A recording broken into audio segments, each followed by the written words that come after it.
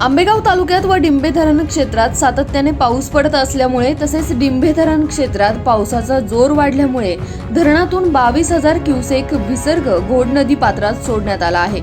यामुळे घोड नदी काठावरील गावांना कुकडी प्रकल्प व आंबेगाव महसूल प्रशासनाकडून सतर्कतेचा इशारा देण्यात आला होता। घोड नदी काठावरील पिंपळगाव खडकी गावच्या स्मशानभूमी व बैलगाडा घाट परिसरात पाणी घुसल्यामुळे पुराचे पाणी पाहण्यासाठी नागरिकांनी एकच गर्दी केली होती। या संपूर्ण परिसरात मोठ्या प्रमाणात पूर परिस्थिती असल्याने नागरिकांनी काळजी घेणे आवश्यक आहे। परिसरात पडणाऱ्या संततधार पावसामुळे गावातील ओढ्या नाल्यांना पूर येण्याची शक्यता नाकारता येत नसल्याने तसेच पुलावरून पाणी वाहत असल्यास पुलावरून वाहतूक अथवा ये-जा करू नये।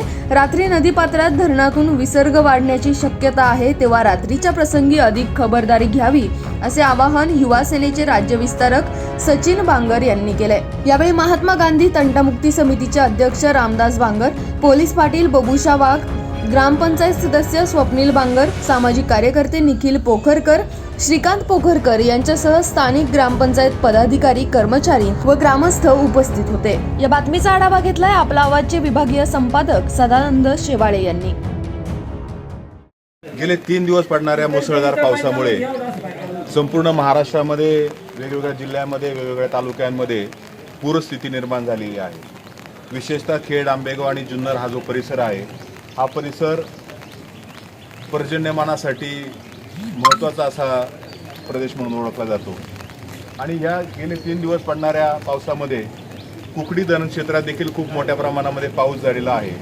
आणि या घोड नदीवर जे धरण आहे डिंभे धरण, त्यामधून 22,000 क्युसेक्स वेगाने या घोड नदी पात्रात थेट पाणी सोडण्यात आलेलं आहे। आपण बघू शकतो की आपण या पिंपळगावच्या स्मशानभूमीमध्ये आपण आता आहोत आणि हा संपूर्ण घोड नदीचा जो परिसर आहे, अक्षरशः तुडुंब भरून वाहणारी घोड नदी, आणि हे चित्र खूप वर्षानंतर बघायला मिळालेलं आहे।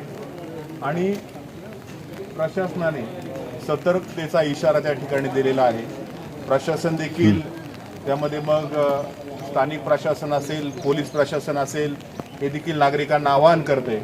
परंतु अनेक वर्षानंतर अशी परिस्थिती उद्भवली आहे आणि निश्चितपणे कदाचित हा पाऊस जर थांबला नाही तर यापेक्षाही बिकट परिस्थिती उद्भवू शकते।